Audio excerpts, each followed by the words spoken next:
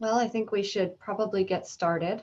Um, Good morning. My name is Heather Neufeld, and I'm a staff lawyer at Connecting Ottawa.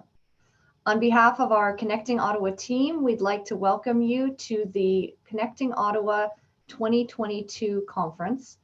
And for those of you who don't know, Connecting Ottawa's mandate is to improve access to justice for linguistic minorities and those who have communication barriers.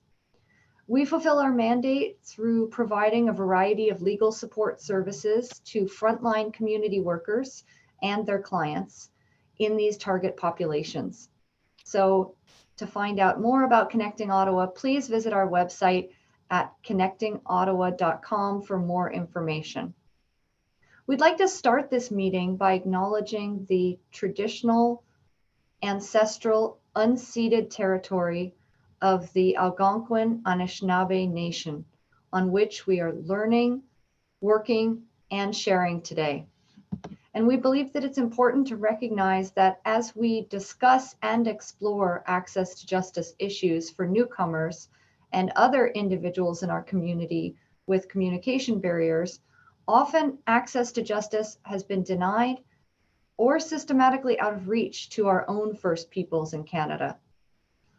So, as settlers on this land, we deeply appreciate the contributions of the Algonquin, Anishinaabe, and other Indigenous peoples in shaping and strengthening our community, our province, and Canada as a whole. As an access to justice organization, we encourage action and deliberate work to ensure that reconciliation moves forward in our community. Now, today's event would not have been possible without the support of our project funder, the Law Foundation of Ontario. So thank you very much for your continued support of Connecting Ottawa. Now you'll note that there is a chat function and a Q&A function, Q&A feature. So if you're experiencing any technical difficulties, please send a note through the chat function. So we'll only be using the chat function for technical difficulties. If you're bumped out or you choose to leave the session and want to re-enter, come back through the same link that you initially used to join us. And if you have any problems, you can email info@connectingottawa.com for help. So we encourage you to post any questions that you have for our speaker today through the Q&A feature. That's the place where you'll be able to post your questions. It's not possible to ask your questions live today. So following the speaker's formal presentation, we're going to pull questions from those in the Q&A for the speaker to answer. So please, at any point, post your questions in the Q&A. Thank you. Good morning. I'm Gina Grosnick, Project Manager of Connecting Ottawa. Through our work, we understand that there are a number of unique issues that newcomers and vulnerable populations face in regards to their employment. Our topic today is Frequently Asked Employment Law Questions, Part 2. Part 1 was held last week and will be posted on our YouTube channel for viewing. For your reference, we have created a document on employment law resources in Ottawa and throughout Ontario. And a big thank you to our articling student, Annika O, for working on this. A link to this information will be posted in the chat box. We'll also send it to you after the session. We encourage you to use it and to share it with others who are not going to be here today. So we'll now move to the meat of our session today. I'm very excited to introduce you to our speaker, John Ngo. John, I'd invite you to turn your camera on. John Ngo is a staff lawyer at Parkdale Community Legal Services in Toronto. After articling with a union, John worked for Community Advocacy and Legal Center in Belleville, where he helped the center expand its employment law services. In 2011, John joined PCLS, or Parkdale Legal Services, as its Workers' Rights Division staff lawyer. As an extension of his role as a staff lawyer, he is also an adjunct professor at Osgoode Hall Law School. His main practice areas are wrongful dismissals, employment standards, Occupational and Health Safety Act, employment insurance, and human rights. We're thrilled to have John with us today, so I'll pass it over to John now. And just as a reminder that I'll be forwarding the slides, so just indicate next slide when you'd like me to advance. Great, thank you so much. I guess first thing that I'll mention is that so we picked 8 questions that was asked from the public and service providers. There is a theme, but there's also not a theme in the sense that there is we don't just cover one topic. You'll notice that 8 of the topics cover various different issues, but there is an underlying theme that flows through it with respect to there be some discussions about practical solutions in addition to the actual what does the law say. So if we go to maybe the 2 slides over. So one of the questions that was asked through when we were seeking questions from the public and service provider is, I'm only entitled to 2 weeks vacation. Can I request unpaid vacation without being fired? So to the next slide. So I guess first, before we kind of unpack that question, maybe what I'll do is cover what, at the very minimum, what are you entitled to in terms of your vacation time off? According to the Employment Standards Act, and Employment Standards Act is a law that governs the minimum rights for provincially regulated workers in Ontario. So it's not what is fair or what is reasonable or what you deserve. It is just a basic floor of rights. And the Employment Standards Act states that if you work for the same employer for at least a year, you're entitled to take off 2 weeks minimum as vacation time. If you work for more than 5 years, then that minimum entitlement increases to 3 weeks. Now, the employer can tell you when to take your vacation. So you being reasonable, unfortunately, you're not entitled to the timing of it, in the sense that, let's say you're very, very, very reasonable and you tell your employer 2 months ahead of time that you would like to take a certain week off because you have to go to a wedding, etc. The employer, unfortunately, even though you ask in a very reasonable way with much notice, can say no because it doesn't meet their business requirements. However, or business needs. However, the employer cannot make you take your vacation in less than 1 week increments. So they can't say, well, you're entitled to 2 weeks off per year, but you can only take it 1 day at a time. They can't make you do that. They can only, they have to at least give you 1 week off in a chunk, unless you want to take it off in less than 1 week increments.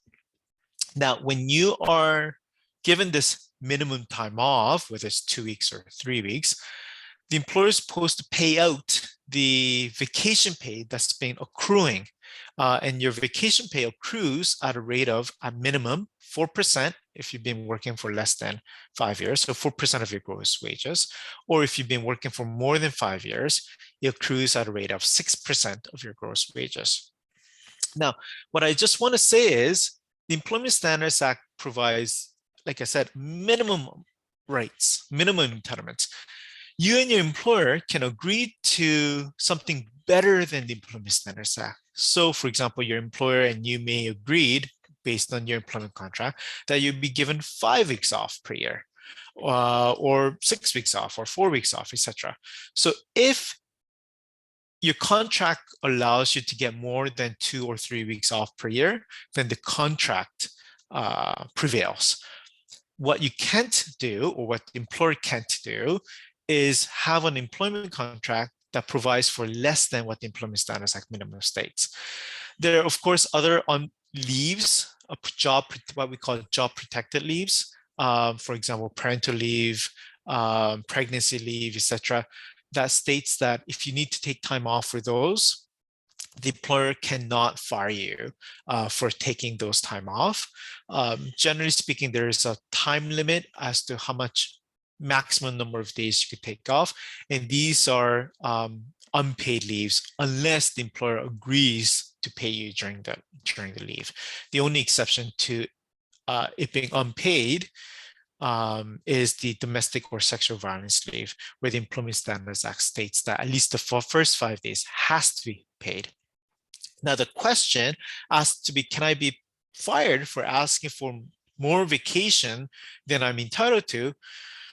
I mean, I would hope an employer never fires someone for such an innocent request, but can they fire you? The question is, generally speaking, the employer can fire you for most reason, for any reason, as long as it doesn't violate the law, like violate human rights code, etc. So they could, in theory, I can't say that they can't fire you, but if they do fire you, it's clearly on a without cause basis. So therefore, you'll be entitled to some kind of damages or compensation for being fired on a without cause or without just cause. But it's difficult for me to imagine that one will be fired merely for asking for additional time off. What I can tell you that the employer doesn't have to grant you that. So next slide. I was terminated from my job. What are my rights? So that kind of flows well to what I was talking about. What I was talking about is, what do you do if you're fired without a good reason, or with a good reason, I guess, is something I could also discuss as well. If we go to the next slide. Now, this slide itself doesn't really say much because it is much more complicated, very complicated, but I'll give you a bit more information what then this slide gives. Generally speaking, for non-unionized workers, employer can fire you for whatever reason, as long with certain exceptions. The exceptions, as I alluded to, they can't fire you for reasons that are in violation of the Human Rights Code. So they can't fire you because you're pregnant. They can't fire you because of your sexual orientation, because of your race, gender, etc., etc. The employer is also prohibited from firing you because you asserted your rights under the Employment Standards Act or the Occupational Health and Safety Act, etc. However, other than those few exceptions, generally speaking, you don't have a right to a job if you're non-unionized workers, which means that the employer can fire you even if they don't necessarily have a good reason. However, if they don't have a good reason, that is to say, if they don't have just cause to fire you, they have to give you what's called working notice or pay in lieu of notice. Working notice is, we're going to let you go in 5 months. So here's 5 months notice, or we're going to let you go today, but here's 5 months pay in lieu of notice, or 5 months pay instead of working notice. The point of notice is to help you prepare to find another comparable job.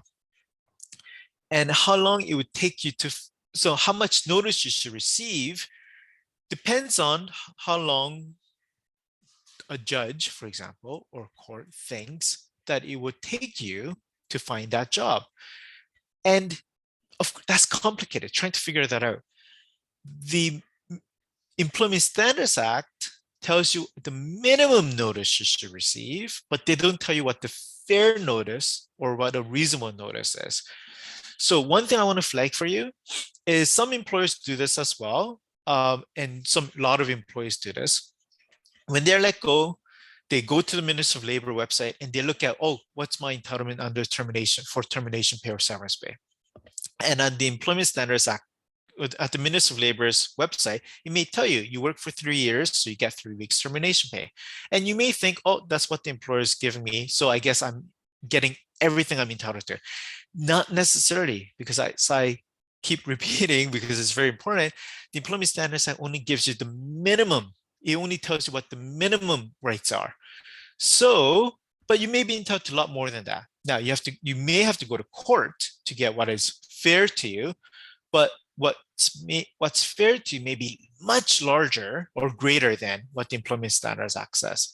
So just because on a website you think you know what the answer is, or what you think you know what your entitlement is, does not necessarily mean that that is actually your entitlements. So I strongly encourage someone who's been let go to consult with a lawyer or their legal clinic or some kind of a or paralegal to see what your actual rights are.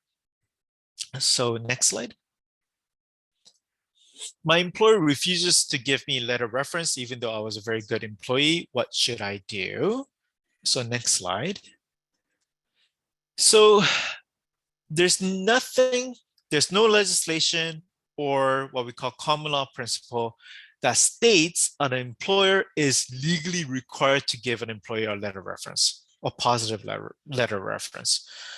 If an employer believes that you weren't not a good worker, then they're entitled to their opinion. They don't have to say good things about you to the next prospective employer. However, there's nuance to that.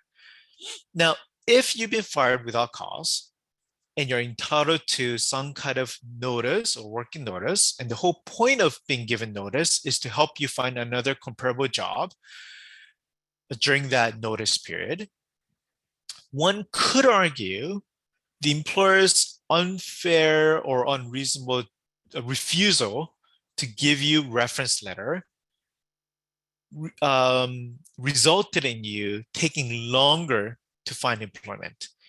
In that sense, you could argue at court, for example, that you should be giving longer notice or larger pay in lieu of notice because the employer made it harder for you to find a job. Now, that's something for a judge to decide whether a lack of reference letter actually caused you, made it more difficult to find a job. But that is something that you could argue. So what I would tell an employer who's refusing to give a reference letter to someone who's been fired on a without cause basis is to say, yes, you're not legally required to give a reference letter, but there may be consequences to your refusal to give a reference letter. Now, some employers don't give reference letters as a corporate policy or company policy. They may be more comfortable with giving what's called a letter of employment instead. A letter of employment doesn't say anything positive or negative, doesn't give opinions about someone's how good a worker was, but it will give basic facts: what kind of job duties you had, how much you earned, how long you've been working there, etc. So if an employer refuses to give you a reference letter, at the very least, you should ask for a letter of employment so that you can prove to a prospective employer, look, there's confirmation that I did work there and the confirmation of my job duties, what my rate of pay was, etc. Next slide. A recruiter or an employment agency is asking me to pay in exchange for finding me a job, or my employer is making me reimburse them for my airfare or LMIA fee. LMIA is Labor Market Impact Assessment fee. What can I do? Next slide. So first of all, the Employment Standards Act says a temp agency or temp help agency cannot charge a fee to an employee for them to become an employee of an agency, for them to assign you to a client company, or assign you to a job, to help you prepare resumes, to help you for job interviews, or because they assigned you to a client after working there, the client company likes you so much that they decide to hire you directly. They can't then charge you kind of like a finder's fee, for example. They can't charge you anything for that. So it's illegal to pay for a job, essentially. There's also an act called Employment Protections for Foreign Nationals Act, which says an employer or recruiter cannot charge a fee to a foreign national who's trying to find work or is working through one of the foreign workers programs. So either a seasonal agricultural workers program or the temporary foreign workers program. They can't, so that includes fees such as the labor market impact assessment fee, airfare, maybe the employer spent money hiring a consultant to do all the government paperwork. They can't, for example, pay that upfront and then say, well, since it cost me $4,000 to bring you over to Canada, I'm going to deduct from your paycheck little by little to recoup those costs. They're not allowed to do that. That is against the law. Next slide. So going along with, while we're in the discussion about foreign workers, what if you have you're foreign national and you have a work permit and it's tied to one employer, or what we call a closed or restrictive work permit, and the employer is not paying you for all the hours worked? What can I do? Okay, next slide. So one thing I want to say is that is a big problem with our labor system, right? Is that a lot of the foreign nationals that come here to work, whether it's under the Temporary Foreign Workers Program or Seasonal Agricultural Worker Program, often they're tied to one employer, as in they can only work the work permit only allows them to work for that one employer, which heightens the chance of a worker being exploited because it's not easy for them to just quit and find a new job. Even for a Canadian or permanent resident who does have the power in theory to just quit and find a new job, even Canadians will find it challenging to just up and quit, especially if you are living paycheck to paycheck, because you can't afford to miss even one pay period, for example. Of course, that's more difficult for migrant workers. Now, there is a federal program where if you're a vulnerable worker who's been abused, you can apply for what's called an open work permit for vulnerable workers. The federal government investigator is only supposed to interview, is to make a decision on whether you've been abused or not based on the evidence that you give to the investigator, without interviewing the employer, for example, without letting the employer know that you filed a complaint. So in theory, there's safeguards in place, but at the end of the day, there's no guarantee that the the government agent who looked at your case agrees that you've been abused or not, right? So there is going to be, and also it's reactive as well, in the sense that only if a worker files a complaint or files a request for this open work permit, then that worker will be protected. But it doesn't protect workers who either don't know about this open work permit or is too afraid to take a chance at an open work permit. But this is a work permit that is available. So if you're a service provider and someone comes to you and said, I just left my job because I was being abused at work, or I am being abused at work, this is something that you should let them know about. Now, as an aside, I do want to say is the Employment Standards Act and the Occupational Health and Safety Act and the Human Rights Code applies to all workers regardless of status. So even if there's a worker who's out of status now, because their work permit has elapsed or they never had status to begin with, they're working under the table, or they don't, or they are working underground, as quote unquote. If they're not paid, the Minister of Labor will still investigate the claim and could still issue orders to pay against the employer, awarding you pay for the work that that you did. So rules regards to minimum wage, overtime pay, vacation pay, all still applies regardless of your immigration status. If you're a service provider, one of the things you want to talk about to a worker who wants to complain about their current worker is practicalities. For example, maybe the person who lives in is a farm worker, lives in a bunkhouse on the farm, is a living caregiver who lives in the house. Well, as soon as they make a complaint, they're going to be let go or they're going to be fired. Do they have a place to go? Those are the kind of things that you may want to either assist them with, or at least have the worker kind of think it through before they make a decision on one way or the other. Next slide. Right to refuse unsafe work. So the question is, I don't think my workplace is safe. I worry about injuring myself. Can I refuse unsafe work? Next slide.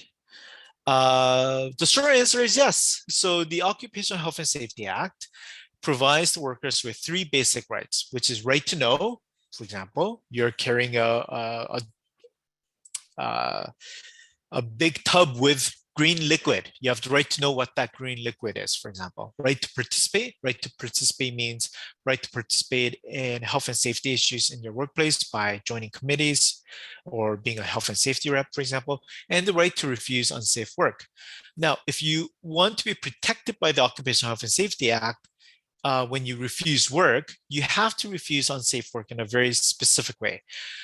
If you believe that you are about to engage in a work that is unsafe, let's say you see a machinery and the machinery looks unsafe to you, what you're supposed to do is not just leave the machinery and just walk off the workplace, is to let your supervisor know about your concerns. Your supervisor is supposed to investigate your concerns, either in front of you or in front of health and safety rep, and notify you of their findings. So if they agree that the machine was unsafe, they need to fix it. If they believe that the machine was always safe, they need to let you know about that. If you still feel unsafe because you don't think the employer actually addressed your concerns, you need to let your supervisor know again, and the employer or you must contact the Minister of Labor, and the Minister of Labor will send their own inspector to see, to address your health and safety concerns. While the investigation is happening, whether it's an internal investigation by the employer or whether it's an investigation from the Minister of Labor, the employer has to pay you while the investigation is ongoing. And there's a good policy reason for that. We don't want workers to be afraid to or be hesitant to complain about health and safety issues because they're worried about not being paid while the investigation is happening. Next slide. My employer wants to pay me as an independent contractor. What are the implications of this? And this is an issue that we see very often. Next slide. Now, first of all, whether you're an independent contractor and employee depends on the reality of the situation. It's not a situation where if you just call yourself an independent contractor, you are actually an independent contractor. Now, whether or not you're truly an independent contractor or whether you're actually an employee, it's complicated, but it comes down to control. Who controls the work you do? For example, if the person paying you supervises your work, tells you how to do the work, provides you with the tools of the work, can discipline you, can schedule you in, etc., then you're more likely to be an employee than an independent contractor. However, if you can subcontract out your work, you hire someone else to do the work, you can you decide how you'll do the work. Let's say you provide your own tools, for example, then you may be an independent contractor. But why would an employer, for example, misclassify or try to mislabel you as an independent contractor? Well, oftentimes it's to the benefit of the employer. For one thing, if you're an employee, if you're an independent contractor, the employer does not have to, the person paying you doesn't not have to pay into the EI fund for you, does not have to pay into the CPP fund. So they're saving a lot of payroll taxes or payroll obligations. Also, the Employment Standards Act does not apply to independent contractors. So you're not entitled to minimum wage, you're not entitled to overtime pay, you're not entitled to vacation pay, and you're not entitled to termination pay, severance pay. So it gives the person paying you or potential employer a lot of room to save or not be bound by the legislation. Now, they may sell to you that being an independent contractor is a good thing because you don't have to pay taxes, which is actually not true. You do still have to pay taxes. It may be true that you don't have to pay EI. You don't have to also pay into EI or CPP, but at the end of the day, EI is a safety net for you, and CPP is something that well, it's a pension for when you turn 65. So it's not necessarily a good thing that you don't have to pay into it either. And ultimately, in terms of income tax, you still have to pay income tax as an independent contractor. It just means it's just not being taken off at the source. So your paycheck may look bigger, but at the end of the day, when you do your taxes, you just have to pay your tax. When you file your taxes still has to be sent to the CRA. I made a note that there is something called a dependent contractor. Now, they still might be entitled to what we call common law wrongful dismissal damages or common law pay in lieu of notice. However, dependent contractors are not entitled to minimum wage, overtime pay, etc. Only employees who are covered by the Employment Standards Act are protected by those entitlements.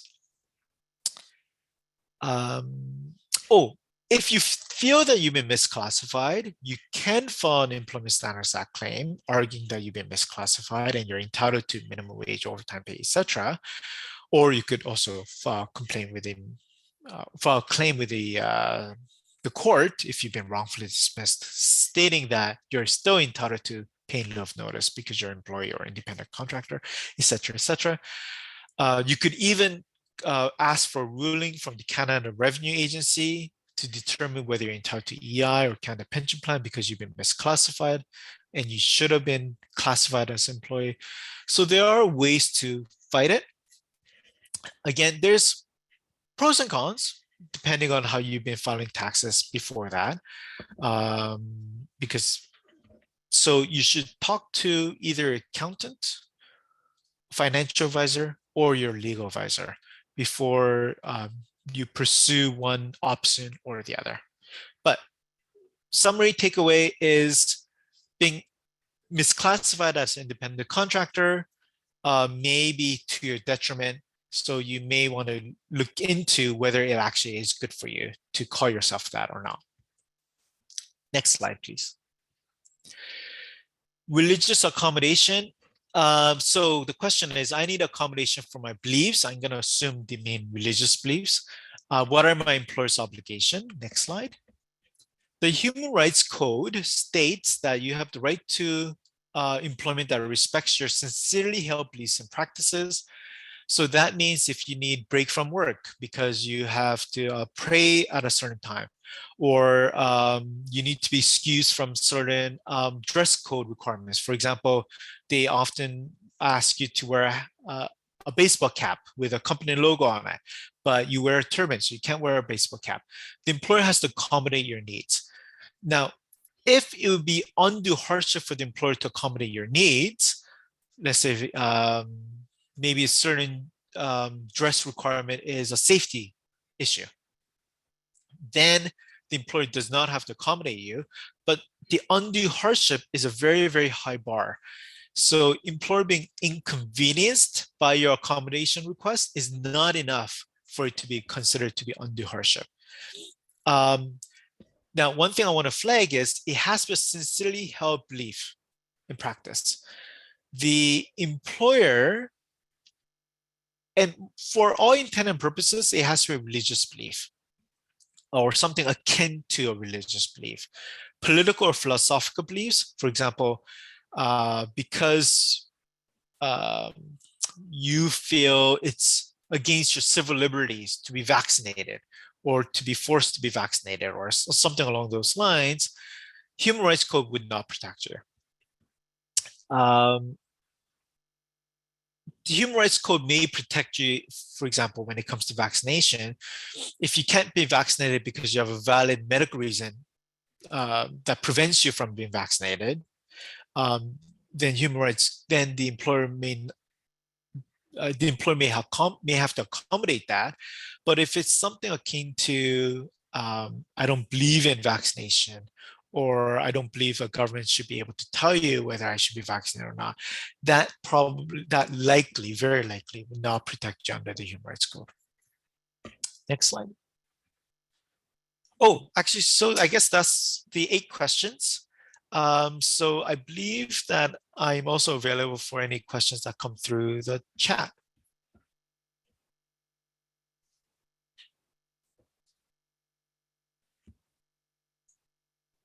Yes, thank you, John. We'll now move on to some questions from the audience. A reminder to everyone to post your questions in the Q&A box if you have any.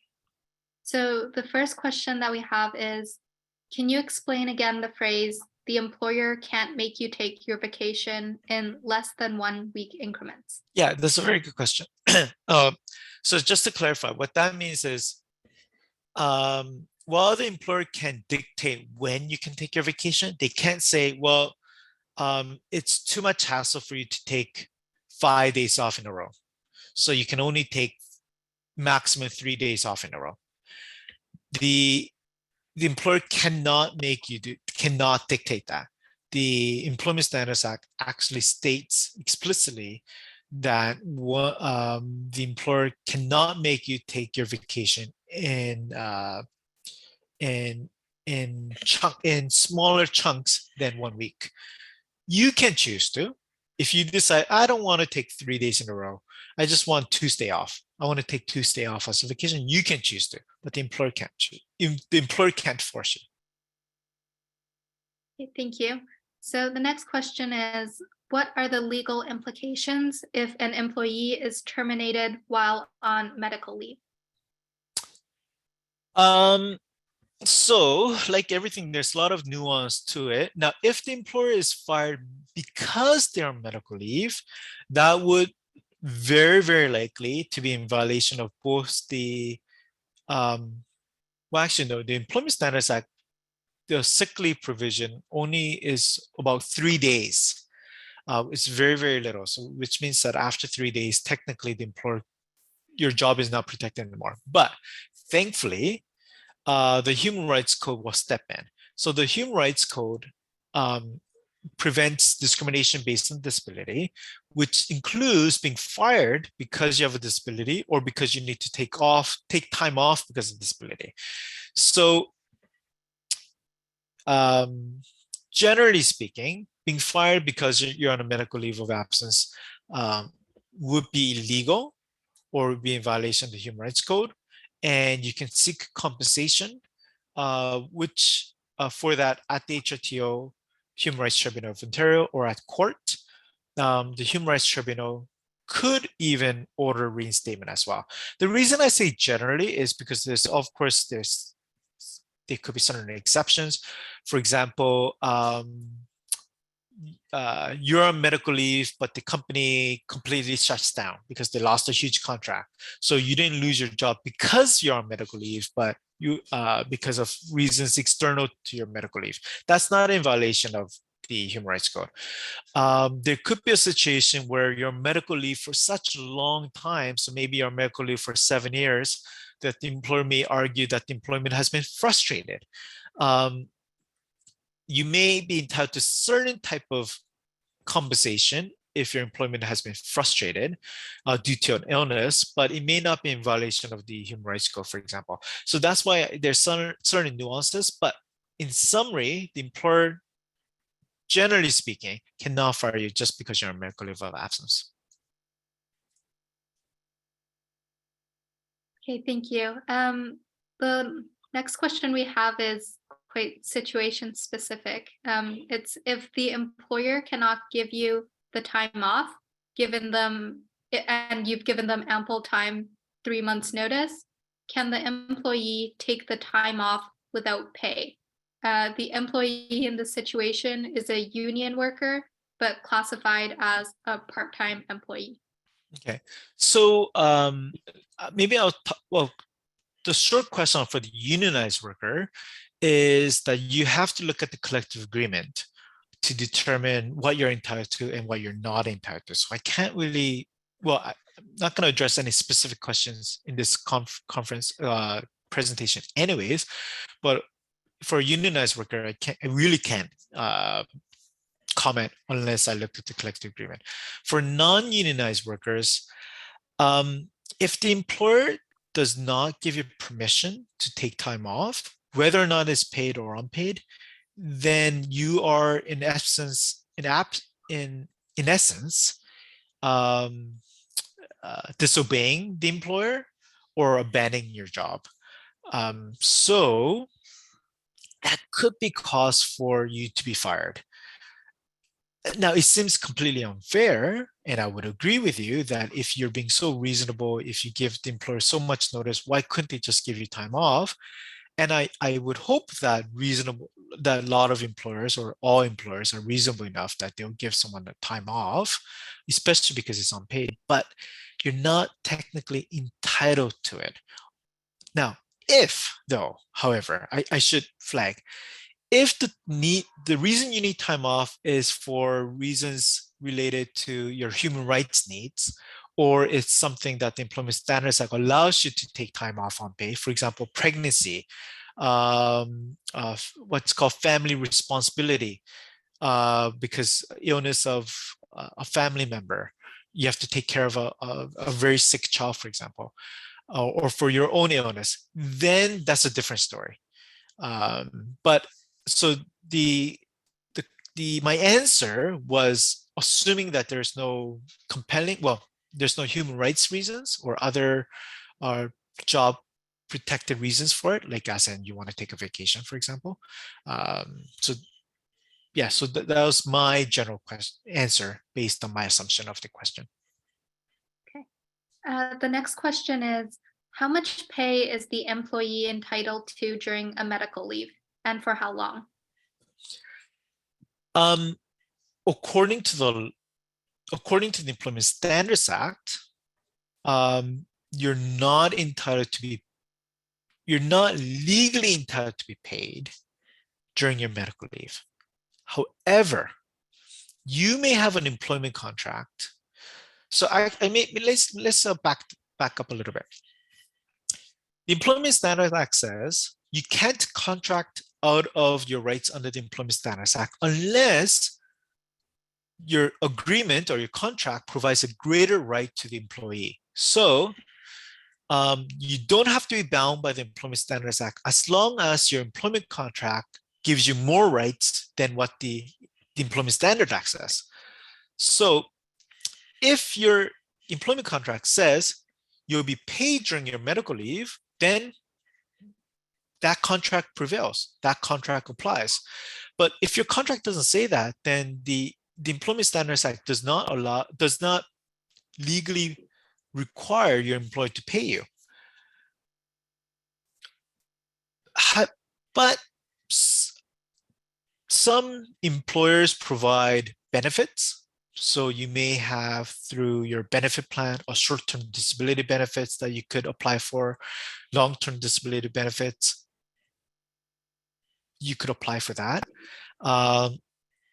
But a lot of workplaces don't have benefits either. So if you don't have benefits, you're out of luck. Now, there is employment insurance sickness benefits that is provided through the government that you pay into.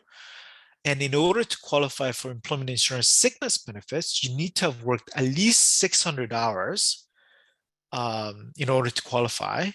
And how much you get under the EI sickness benefit is 55% of your average weekly earnings to a maximum of, I think it's around $600 right now, either high 500s or low 600s. And you can get, for how long you get that for, is up to 15 weeks. So if your employer does not provide benefits, or if the employer doesn't voluntarily pay you during your medical leave, then you have to rely on EI sickness benefit.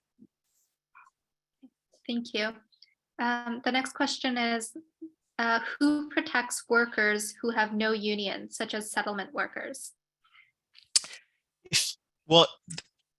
If I could put a quick plug for unions, that's why unions are so important, because unions can protect employees. If you're not unionized, it's on yourself. There are legislations that provides basic protections like Human Rights Code, Occupational Health and Safety Act, Employment Standards Act. And if you think that the employer has violated those legislations or your entitlements under those legislations, you can file a complaint, or you could either with the Ministry of Labor, Human Rights Tribunal, or you can sue. But when it comes to negotiating good pay, negotiating better vacation entitlements, negotiating time off, etc., it's individual. It's the individual worker with to the employer directly, if you're non-unionized. So the whole point of unions is a recognition that an individual worker doesn't really have that much bargaining power, which is why a union the union exists for the workers to collectively bargain. But if you're not unionized, you have to rely on the legislations. And the next question is an employee required to approve? Sorry, is an employer required to approve a flex work arrangement or remote work requested by an employee? Can an employer request medical proof as a condition to approve the request?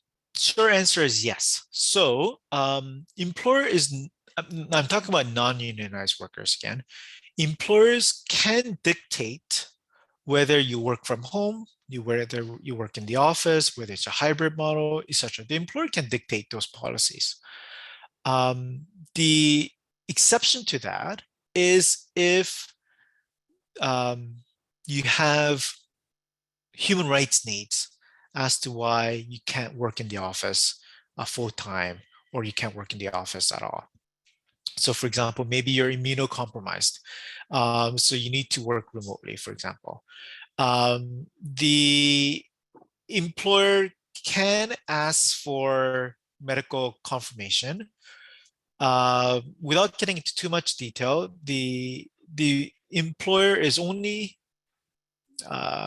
entitled to medical information, sufficient medical information for them to verify that you need accommodation, and for enough detail so that just sufficient enough detail so that they can actually accommodate you. They don't have the right to know the diagnosis. For example, they don't have the right to know that the reason you're immunocompromised is because you're HIV positive, for example. But the employer can ask for some kind of medical confirmation, however, otherwise. Okay, thank you. And the next question we have is, what can an employee do if the employer starts deducting the cost of the LMIA or travel/accommodation expenses from the employee's salary? So this is where I think you have to have a practical conversation with the person you're assisting, or for yourself if you're the worker. If you're here under the LMIA, if there's LMIA costs, I'm assuming that there's a good chance that you may be here under restrictive or closed work permit. And if you're a living caregiver, for example, you may be relying on working for the employer for 2 years in order for you to qualify for permanent residency. Now, the fact is, it's illegal for an employer to recoup those costs. But when I talk to living caregivers about this, some living caregivers decide not to proceed with a complaint to the Ministry of Labor. And the reason they don't proceed is because they say, well, I only have 2 months to go before I qualify for the 2-year requirement. I don't want to risk losing I don't want to complain about it, risk losing my job, and then it throws a wrench in me getting my PR. And it's a shame that people cannot pursue their entitlements because they're afraid of reprisals, because they're afraid of punishment. So that's why while I hate to discourage anyone, I don't want to discourage anyone from pursuing their rights, I may make sure that people understand what are the possible repercussions. For example, they shouldn't do this, but the employer may fire you, employer may penalize you. And of course, you may be able to get additional compensation if they do fire you merely because you asserted your rights. But at the end of the day, it may be a year before you get that compensation because of the backlog in the court system or in the Ministry of Labor system, et cetera, et cetera. So you want to have that conversation. But the short answer is if the employer is making you pay for those costs, you can file a complaint with the Ministry of Labor, and the Ministry of Labor will investigate your complaint. And if they do find that the employer is recouping those costs or deducting those costs from your paycheck, force your employer to pay you back. And the next question is, can an employer deduct uniform cost from employee wages? They can if they have a written permission or written agreement from you. If the oral agreement is not sufficient, the written agreement has to specifically state how much they'll deduct as well. It can't be just a blanket, I allow my employer to deduct whatever they want. It can't be something like that. So it has to be, I allow my employer to deduct for uniform costs at a rate of $20 per paycheck until $100 is taken off. Something very specific. In that situation, the employer can deduct. Thank you. And how long does the process take if you file a complaint with the Ministry of Labor? Roughly speaking, I'll say anywhere between 4 to 8 months for the Ministry of Labor to conclude its investigation and to issue a decision, assuming that decision is an appeal to a place called the Ontario Labor Relations Board. But for the Ministry of Labor, about 4 to 8 months. Thank you. So we have a few minutes left. So last question. Can an employer make you take certain vacation days within a current fiscal year and even allow that you lose some days that can't be carried over and ask you to take the remaining days in the next fiscal year? So the employer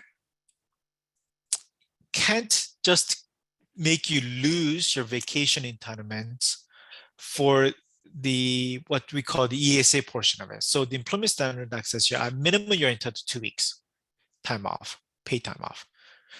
For example, let's say you don't end up using your 2 weeks. You only use one. The employer at the end of the year that you're supposed to take it should be paying you out that paying it out. And they can also force you to take the time. They should be forcing you to take the time off as well. Those are use it or lose it policy that only applies to your entitlement above and beyond the Employment Standards Act, but it also depends on the contract. If there may be some contract that says if you don't use it, they have to pay it out. The contract should say that if you don't use anything above the ESA minimums, then you lose it. In those situations, you may lose your vacation entitlements. Okay, so I think that was our last question. That was fantastic, John. Such really good and practical information. Thank you. Thank you so much for that. I would, it's now just want to let everybody know we've come to the end of the session. And again, the resource sheet link was provided into the chat. We'll also send it out to you after the session, as well as a link to the video and to the slides. So also to let you know that you'll be receiving an evaluation in the by email, and we encourage you to complete it so that we have the information so that we can ensure that our sessions are helpful to you moving forward. So we're going to close out now. We want to thank you for attending and supporting our project. And thank you again to the Law Foundation for their financial support. So we wish everyone an excellent afternoon. And this concludes our 2023 conference. Thank you all for attending.